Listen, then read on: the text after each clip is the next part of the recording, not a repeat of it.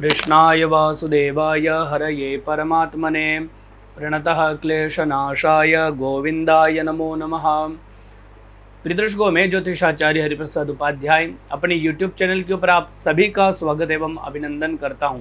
सर्वप्रथम अनंत बलवंत श्री हनुमंत लाल जी के पावन चरणों में प्रणाम, तत्पश्चात भगवान श्री सीताराम जी को प्रणाम करते हुए प्रिय दर्शकों, आज का यह कार्यक्रम हम शुभारंभ करते हैं। जैसा कि आपने टाइटल में देख ही लिया होगा, आज का हमारा यह कार्यक्रम है धनु राशि वालों के लिए। धनु राशि वालों के लिए नवंबर 2023 का महीना कैसा जाने वाला है। प्रिय दर्शकों, 2023 लगभग अपने अंतिम चरण में चल रहा है। 12 महीनों का एक वर्ष होता है और अंतिम 2 महीने बचे हुए हैं। इन 2 महीनों के अंदर धनु राशि वालों के लिए सूर्यादि नवग्रह कितना शुभ आशीर्वाद देंगे और कितना इनको पीड़ित कर सकते हैं, इनके ऊपर आज हम चर्चा करने के लिए उपस्थित हुए हैं। प्रिय दर्शकों, ग्रहाधीनम जगत सर्वम, ये संपूर्ण जगत चराचर ग्रहों के अधीन है, क्योंकि सूर्य और चंद्रमा को ग्रह की संज्ञा दी गई है। अगर सूर्य और चंद्रमा एक दिन के लिए भी छुट्टी पे चले जाए, एक दिन तो बहुत बड़ी बात है, अगर सूर्यदेव 1 घंटे के लिए भी चले जाए, अपना अस्तित्व खत्म कर दे, तो हम शायद इस धरती के ऊपर, इस पृथ्वीलोक के ऊपर हम निवास नहीं कर पाएंगे। वायु को देवता माना है, जल को देवता, वरुण को देवता माना गया है, अग्नि देवता, वातो देवता, सूर्यो देवता, चंद्रमा देवता। इन सभी ग्रहों को, पदार्थों को, जिनसे हमें पुण्य प्राप्त होता है, जो इस संसार के अंदर परोपकार की भावना लेकर के रहता है, उससे देवताओं की संज्ञा दी गई है। परोपकाराय पुण्याय। वृक्ष को हम इसलिए पूजते हैं क्योंकि वृक्ष हमसे कभी कुछ नहीं लेता, अपितु वह जीवनदायिनी ऑक्सीजन हवाएं हमें देते हैं, मधुर मधुर सुमधुर फल हमको प्राप्त करते हैं, लेकिन कभी भी पैसा नहीं लेता है वृक्ष। इसलिए हम वृक्ष को देवता का स्वरूप मानते हैं, वनस्पति मानते हैं। जल को हम देवता इसलिए मानते हैं, नदियों को हमने माँ इसलिए माना है कि नदियाँ कभी भी पैसा नहीं लेती है, अपितु वह अपने अमृतमय जल के द्वारा हमारा पोषण करती है। उसी प्रकार सूर्य, चंद्रमा, ये सभी ग्रह हमारे जीवन में कितने काफ़ी हैं और हमारे जीवन के अंदर इनका कितना महत्व है, ये हम सभी से छुपा हुआ नहीं है। सूर्य, चंद्र, नक्षत्रगण, इन सभी के कारण ये पृथ्वी का संतुलन बना हुआ है। इसलिए इन सभी ग्रहों को देवताओं की संज्ञा दी गई और इसलिए शास्त्र कहते हैं कि ग्रहाधीनम जगत सर्वम, ये संपूर्ण जगत चराचर पृथ्वीलोक ग्रहों के अधीन है। और वह ग्रह मंत्राधीनाश्च देवता, वो सभी ग्रह देवता मंत्रों के अधीन होते हैं। प्रिय दर्शकों, आइए हम जानते हैं धनु राशि वालों के ऊपर सूर्य चंद्र का राशि परिवर्तन होना, इस महीने में मंगल का भी राशि परिवर्तन होगा 16 नवंबर को, एवं शुक्र का 2 नवंबर को राशि परिवर्तन होना, बुधदेव का 6 नवंबर को राशि परिवर्तन होना, शनिदेव जो पिछले लगभग 4 महीनों से वक्री थे, वह अब 4 नवंबर को मार्गी होने जा रहे हैं, तो उसका प्रभाव भी आपके ऊपर कितना पड़ने वाला है, इन सभी विषयों के ऊपर आज हम चर्चा करते हैं। प्रिय दर्शकों, ये जो कुंडली आपको दिख रही है स्क्रीन के ऊपर, ये कुंडली धनु लग्न की कुंडली हमने बनाई है, जो आपकी राशि को हमने प्रथम राशि में उपस्थित किया है। 3rd हाउस में आप शनिदेव को देखेंगे तो 4th हाउस में राहु को देखेंगे, 5म भाव में बृहस्पति, तो वही 6म भाव में आपको दिख जाएंगे चंद्रमा, और साथ ही साथ आपको दिखेंगे 9वें भाव के अंदर शुक्र, 10वें भाव के अंदर केतु, एवं 11 भाव के अंदर सूर्य, बुध और मंगल की उपस्थिति आपको दिखाई दे रही होगी। तो दर्शकों, सबसे पहले हम आपकी राशि की बात कर लेते हैं। धनु राशि आपकी बनती है। आपकी राशि के स्वामी बृहस्पति पिछले काफ़ी टाइम से पीड़ित थे, लेकिन अब बृहस्पति का समय परिवर्तन हो चुका है।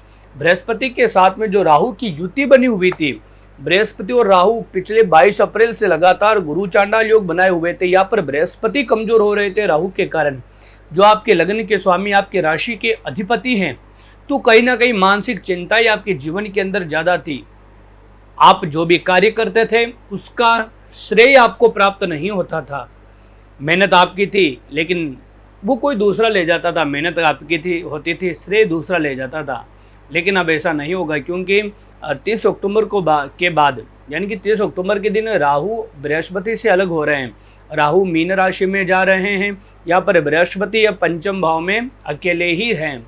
तो यहाँ पर जब बृहस्पति 5म भाव में रहेंगे तो स्वाभाविक रूप से, क्योंकि एक तो बृहस्पति पंचम भाव में जब भी बैठते हैं तो वो लगन के ऊपर पूर्ण दृष्टि से देखते हैं, और अगर धनु लगन और धनु राशि है तो ये तो स्वाभाविक रूप से बहुत अच्छी बात है। तो यहाँ पर आपकी राशि पर बृहस्पति की अब शुभमय अमृतमय दृष्टि पड़ने वाली है। तो निश्चित रूप से नवंबर का महीना एक विशेष महीना आपके लिए रहेगा। चारों ओर से खुशियों का माहौल आपके जीवन के अंदर बनेगा।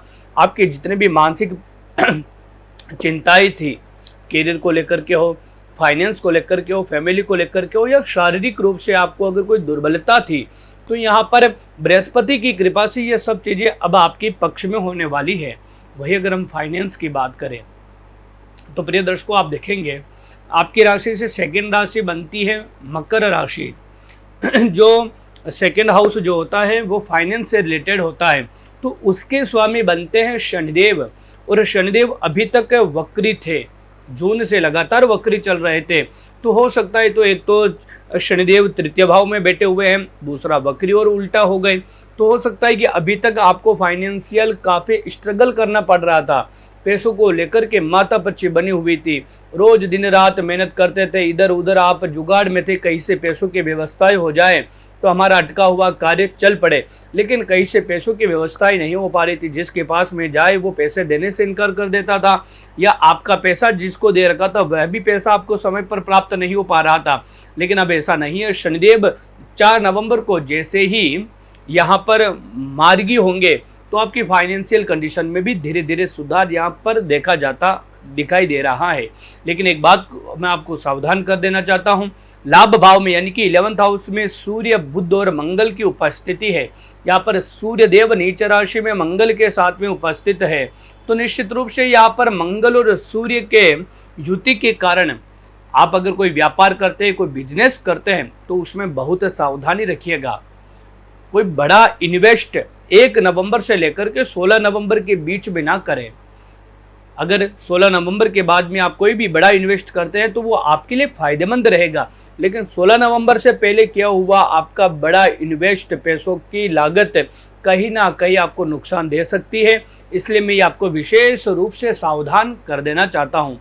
अगर भाई हम बात करें आपके प्रॉपर्टी को लेकर के, तो यहाँ पर राहु की उपस्थिति चतुर्थ भाव में होना, और चतुर्थेश यानी कि आपकी राशि से चतुर्थ भाव के स्वामी बृहस्पति का पंचम भाव में यानी कि त्रिकोण में होना, निश्चित रूप से यह आपके जमीन जायदाद, भूमि, वाहन, मकान के योग बनाते हैं।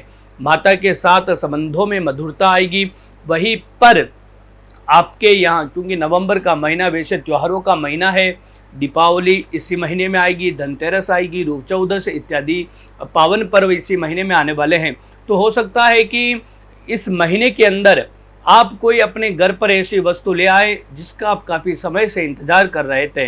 यहाँ पर नई वस्तु घर पर आने के पूर्णतया सुखद संयोग बने हुए हैं।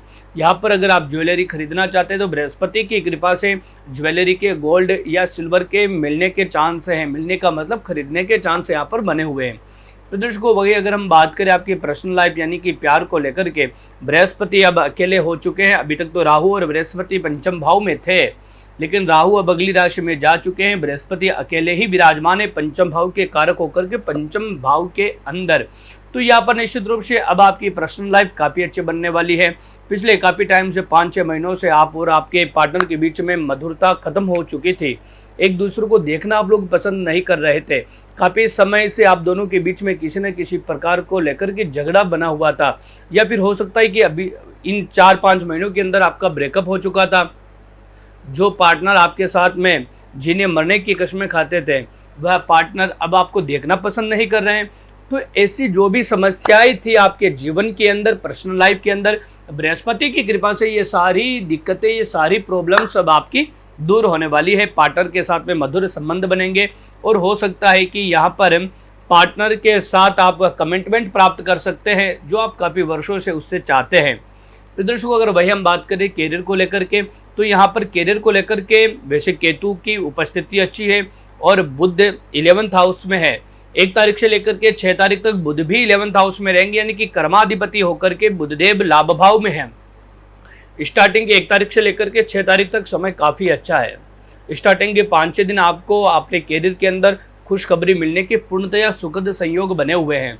इन 5-6 दिनों के अंदर प्रमोशन के भी योग बने हुए हैं। तो आपके बिजनेस के अंदर लाभ प्राप्ति के योग बने हुए हैं, या फिर अभी तक आपको कोई जॉब नहीं मिल पा रही थी, जॉब से आपको निकाल दिया गया था या आपने रिजाइन दे दिया था, आपके ऊपर काम का प्रेशर ज़्यादा था, तो इन सभी के अंदर अब पॉजिटिव चीज़ें दिख रही हैं। अगर आपको जॉब नहीं मिल पा रही थी तो इस 5-6 दिनों के अंदर आपको हो सकता है या तो ज्वाइनिंग मिल जाए, या कोई ज्वाइनिंग लेटर मिल जाए, या फिर कोई अच्छा इंटरव्यू देने का मौका मिल जाए। काम का जो प्रेशर था, इस महीने में ज़्यादा काम का प्रेशर आप लोगों के ऊपर मुझे दिखाई नहीं दे रहा है। तो दर्शकों, वैसे ऑल ओवर यह महीना आप लोगों के लिए काफ़ी अच्छा हमें दिखाई दे रहा है, लेकिन फिर भी हम एक बात कहेंगे कि पैसों को लेकर के अगर थोड़ा बहुत भी आपको लगता है कि थोड़ा स्ट्रगल बना हुआ है, तो ये 16 तारीख तक रहेगा। 16 तारीख के बाद में सब कुछ नॉर्मल आपकी लाइफ के अंदर हो जाएगा। आपको चिंता करने की आवश्यकता बिल्कुल भी नहीं है इस पूरे महीने के अंदर, क्योंकि यहाँ पर आपके भाग्येश सूर्य नीच राशि में रहेंगे 15 दिन तक। तो आपको हो सके जितना आदित्य हृदय स्तोत्र का पाठ करना है, और भगवान सूर्य को प्रातःकाल स्नान करने के बाद में गायत्री मंत्र बोलते हुए सूर्य को 3 बार अर्घ जरूर प्रदान कीजिए, जिससे आपके अंदर तेजस्विता आएगी, आपके अंदर एक पॉजिटिविटी आएगी और एक आत्मविश्वास आपका बढ़ेगा, और व्यापार के अंदर, बिजनेस के अंदर आपको वृद्धि के योग बनेंगे। प्रिय दर्शकों, ये रहा धनु राशि वालों के लिए मासिक राशिफल। अगली वीडियो में हम बात करेंगे मकर राशि वालों की। तब तक मैं आप सभी से विदा लेता हूँ। एक बार पुनः आप सभी को नमस्कार। जय श्री हरि।